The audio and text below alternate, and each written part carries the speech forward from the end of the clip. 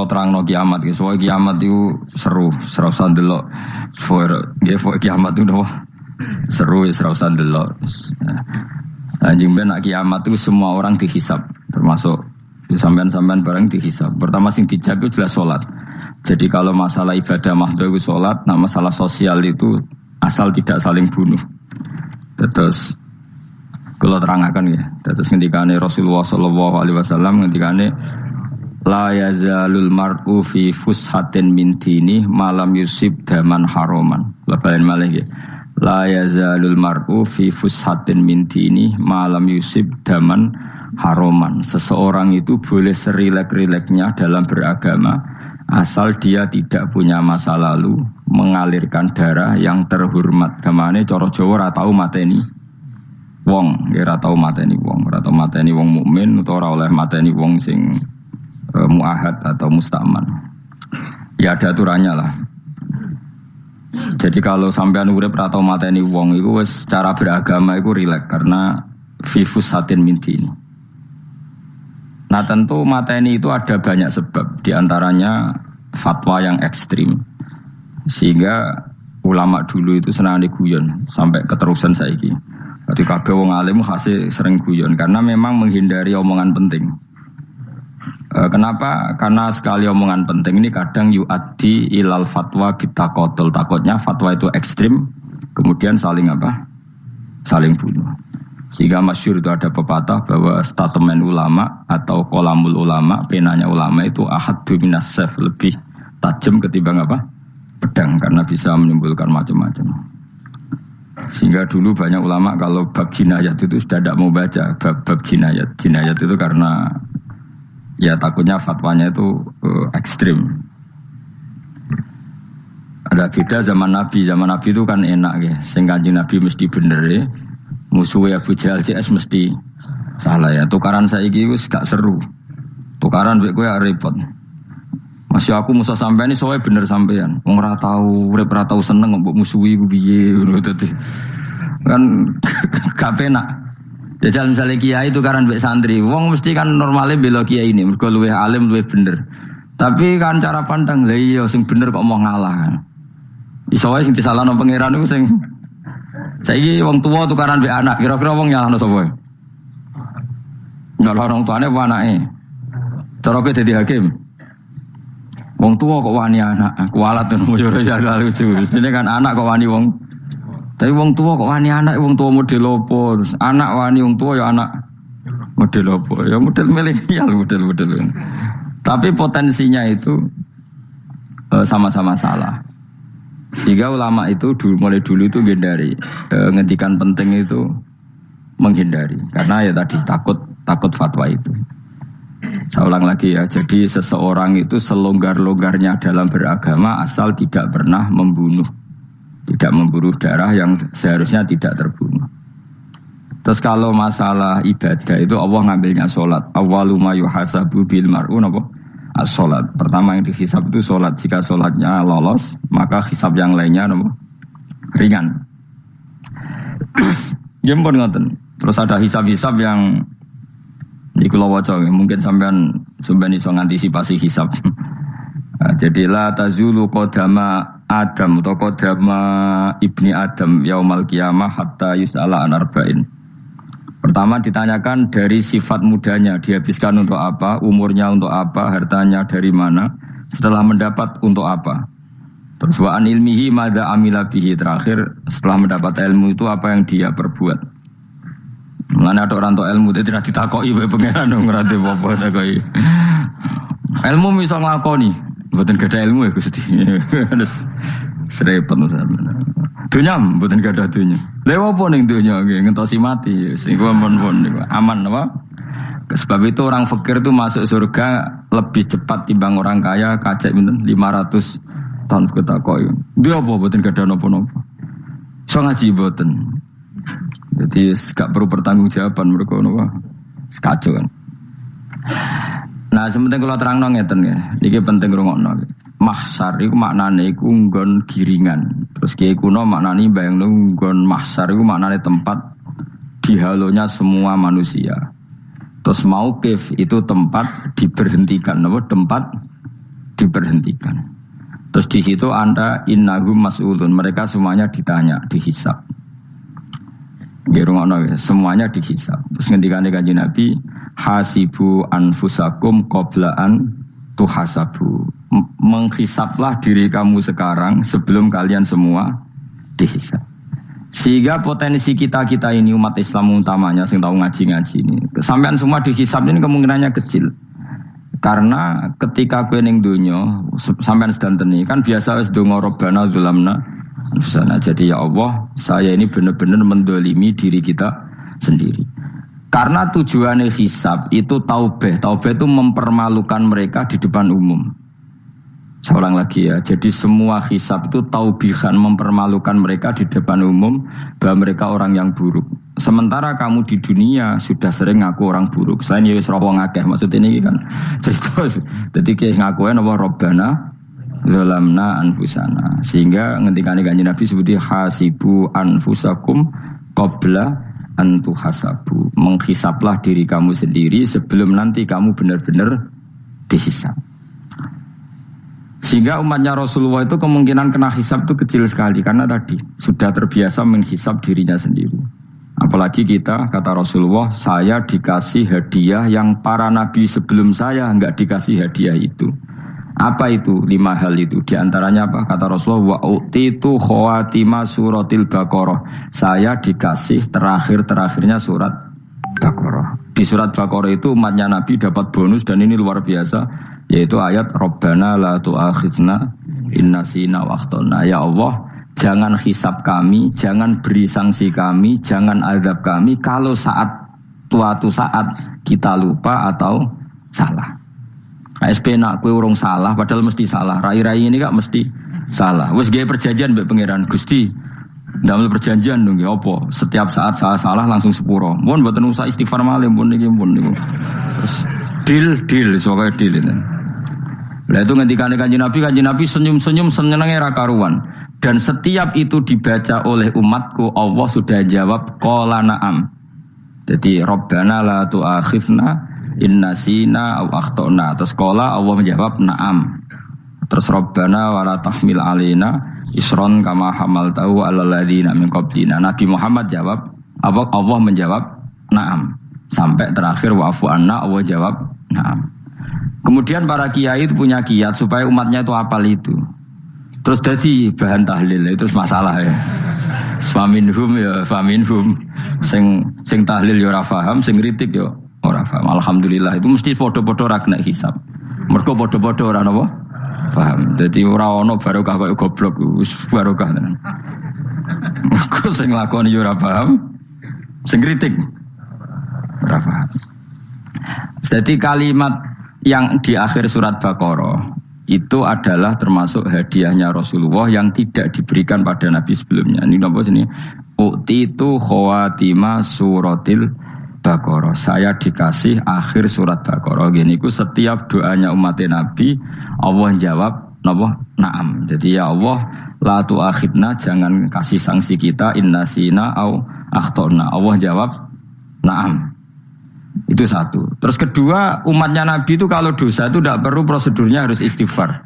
Banyak amalan yang menjadikan diampuni. Misalnya kafaratul majlis itu lafadznya agak istighfar. Subhanakallahumma bihamdik misalnya. Dan banyak imatatul adza anit thoriq. Misalnya Nabi pernah cerita ada seseorang yang nakal, kemudian gara-gara menyingkirkan duri di jalan yang ganggu orang lewat, kemudian Allah memaafkan. Ada yang dimaafkan karena ngombeni anjing, macam-macam. Kemudian ngombeni santri, macam-macam. Sehingga potensi kita dimaafkan itu tinggi sekali karena ada sekian amal yang itu menjadi sebab ridhanya Allah Ta'ala. Malah kalau dalam dunia wali itu ada seorang wali mau ngarang kitab, kemudian tintanya itu diminum lalat, dia membiarkan tinta itu sampai lalatnya sampai kenyang, kemudian gara-gara itu dimaafkan oleh Allah Subhanahu Wa Ta'ala. Banyak sekali. Sehingga potensi kita dimaafkan tinggi. Terus turus, dadi orang rasani wong enggak macam-macam lah. Iku ya insyaallah di sepuro pangeran. Dadi ana wali, dadi wali mergo kakean apa? Turu. Ditakoki, "Kenapa kowe kok turu wong wali? Mboten siap roh donya, Gusti." "Kenapa? Donya wis rusak tok, patok mboten roh Gusti." Lah iku ya mari swarga napa? Ya swargane wong turu ya kira-kira dot. Tapi jadi umat Nabi itu luar biasa. Makanya saya yang heran kalau ada orang alim bikin gerakan terlalu tenanan itu keliru, biasa mawon. Turu ku ya ibadah, wae agar gak zina, gak maling, wae agar gak nglakoni dosa gedhe niku sanggep ae napa? Ibadah. Karena tadi Rabbana la tu'akhidna in nasina wa akhtana. Terus Allah jawab na'am. Sehingga kiai-kiai itu takut orang itu lupa, terus dimodifikasi sedemikian rupa jadi wiridan. Tapi alhamdulillah kok banyak yang kritik. Jadi ya biar seimbang, no? Seimbang kepada alam demokrasi. Jadi kalau lagi kecewa ambek sing kritik, mergo insyaallah rapati paham masalah usul ini. Karena satu-satunya cara supaya orang paham itu pancen yo dijak latihan bareng-bareng. Gak ngono wis malah ra paham blas.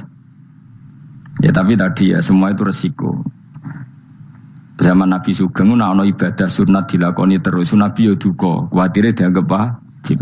Tapi nek ora dilakoni blas Nabi yo duka, wong sunat ora tau dilakoni. Jadi sudah alhamdulillah sekarang ana sing ngritik, ana sing setuju biar seimbang no. Wong padha ora pahame wae napa? Padha paham. Padahal makna ayat itu luar biasa. Rabbana la tu'akhidna in nasina wa akhtana. Terus kedua, Rabbana wala tahmil alaina isran kama hamaltahu alal ladina min qablina. Ya Allah, jangan beri beban kami sebagaimana Engkau memberi beban kepada orang sebelum kami. Dulu itu kalau ada orang yang salah, itu harus dibunuh oleh orang yang tidak salah. Liyaqtulal bari'u minkum al-mujrima, supaya yang tidak salah membunuh yang salah. Sehingga ketika umatnya Nabi Musa menyembah anak sapi ijel itu, apa kata Allah? Fatubu ila bari'ikum faqtulu anfusakum. Kamu syaratnya tobat harus saling membunuh, yaitu orang yang terbebas dari dosa itu membunuh yang tidak dosa. Masyhur itu. Terus Allah mengirimkan mendung yang pekat, terus gelap. Ketika gelap itu yang al-bari, yang enggak dosa, mengeksekusi yang dosa. Sekarang kan enggak, paling takam KPK, berarti penjara mulai suka, sisa korupsi jaga. Jadi penak lah pokoknya zaman akhir itu penak. Pemenang KPK ini mulai disoal, jadi aman lah. Sebuah sing bener di aja nih ya sing bener ya pangeran. Misalnya rasa KPK lah nak takwa ya rasa korupsi. Kalau KPK dilemahkan nanti yang korupsi marah. Lah masih orang KPK lah nak di pangeran kan ya aman karena korupsi. Kowe aneh-aneh wae. Kowe wong mukmin kok bakas ngono. Kowe sementing iku nak kowe wedi pangeran kan ra usah polisi, ra usah KPK wis tetep ra usah dosa wong wedine mbek pangeran. Kecuali ra usah pangeran ateis, iku masalah. Ya, tapi kan omongan ini gak populer, padahal bener. Nah, aneh. Jadi karena pemimpin ini terbebas korupsi, nak ono KPK, urip makmur, nak ono menteri kemakmuran. Pokoknya kuabe gue mbok gantungno pejabat negara. Mengenai tahu hitam jeblok, sak jeblok-jebloknya. Misalnya rasa sejahtera, sare menteri sosial harusnya gini-gini. Ngono korupsi salah KPK. Ngono ono ra keamanan salah polisi. Senengane nyalahno wong. Gue sekali-kali nganggo tauhid.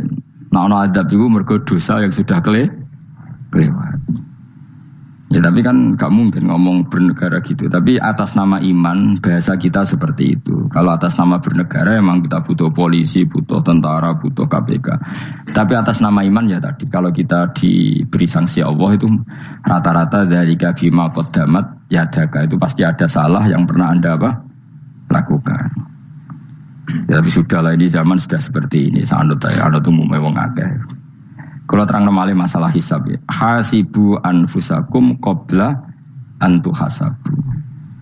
Kamu menghisablah diri kamu sebelum kamu dihisab. Misalnya saya sebagai ulama, tentu hisab terberat saya itu kitmanul ilmi, menyembunyikan apa? Ilmu. Karena ilmu kalau disembunyikan tuh bahaya sekali. Bayangkan di alam fisik. Misalnya ada orang berkebutuhan pada kemaksiatan, terus di situ ditulis bar, karaoke misalnya. Orang bisa ke sana karena ada tulisannya, ada WA-nya, ada alamatnya. Kemudian ketika Anda bisa Fathul Qorib, tidak ada tulisannya.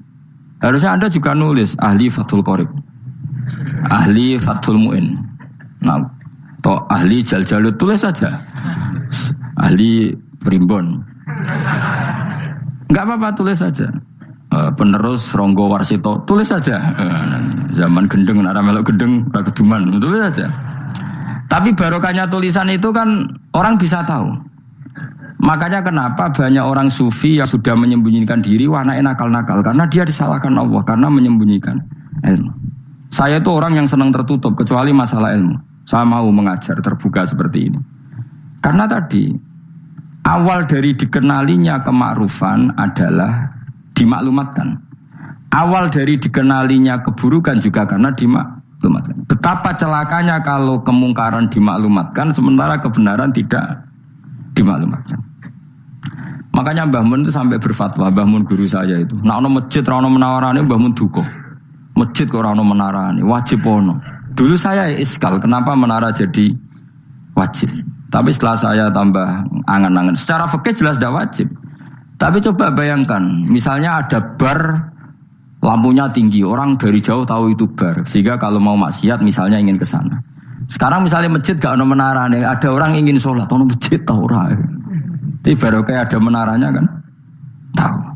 Intinya semua kebaikan itu harus dimanarohkan. Makanya manaroh itu dari kata nur, dimenarakan, dari kata nur, dari kata dicahayakan, dimaklumatkan.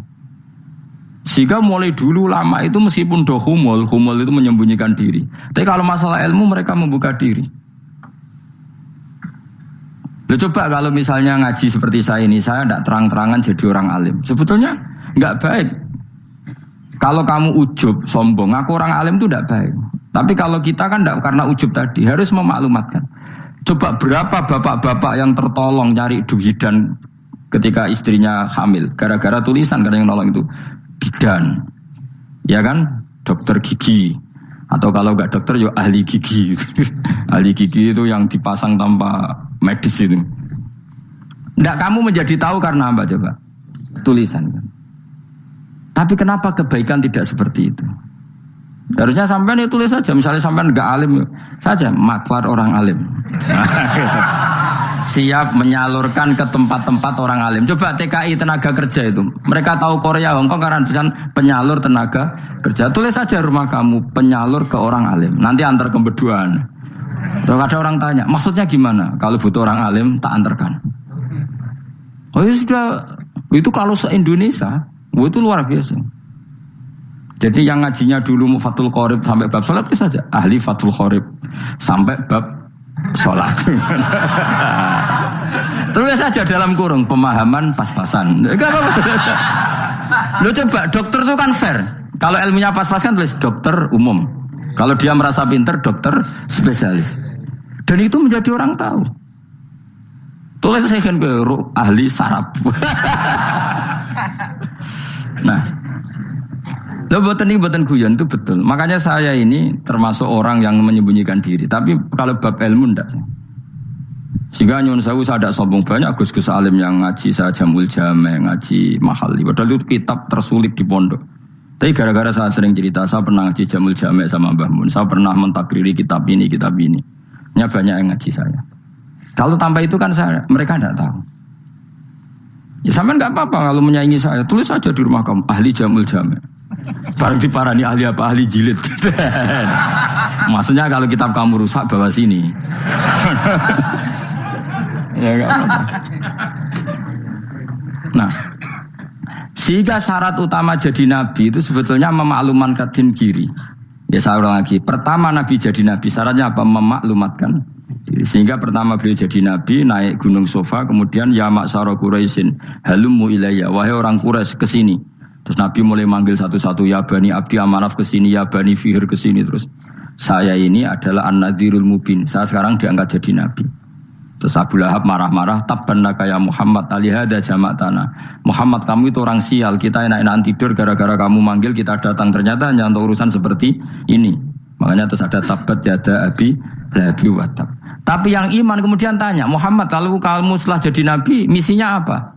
Saya diutus Allah untuk kamu menyembah Allah, tidak boleh menyekutukan Allah. Dan Allah memerintahkan kamu afaf itu meninggalkan zina, meninggalkan maling, gini-gini. Coba kalau nabi tidak memaklumatkan diri, jadi nabi seklunak-klunus, ketemu wong monggo nggih. Ada tembu dia nggih. Sengerti nak nabi ku sapa sih? Sehingga orang-orang yang humul, yang menyembunyikan diri itu di bab ulama masalah besar itu. Karena ciri utama dosa adalah kitmanul ilm. Makanya Nabi sidik amanat tablek fatona. Tablek itu lawan katanya apa? Kitman menurut. Makanya saya ngaji di mana-mana, saya di Jakarta ngaji, di sini ngaji, di Pasuruan ngaji. Harus dimaklumatkan ilmu. Dan kalau ada orang tanya ya tak jawab. Saya tuh kitab yang paling aneh di pesantren, misalnya yang mulai aneh lah, gak Jamul Jami'. Saya sampai sekarang masih ngajar Jamul Jami'. Kitab yang aneh. Macane lagi roh judulnya pusing. Jamul Jawami', kumpulane pira-pira kumpulan. Jadi ilmu apa ae ana ning kono. Sing gak ana ilmu dukun, mboten enten. Ilmu carane bodoni ora ono. Ning kono mau carane mlebu swarga tok. Mane potensi kula mlebu swarga itu tinggi sekali. Cara sing model piye duwe. Dadi mun. Dadi cara sing model piye duwe. Dadi cukup banyak napa? Cara. Sampe nek ndek cara sitok ora mesti kula nu gak ada cara kada. Dadi nek dari cara iki mentok ganti cara iki mentok. Ya terakhir paling gampang cara nganggo fadhole pangeran. Iku kena mbok tiru. Pokoke mlebu swarga nganggo fadhole pangeran.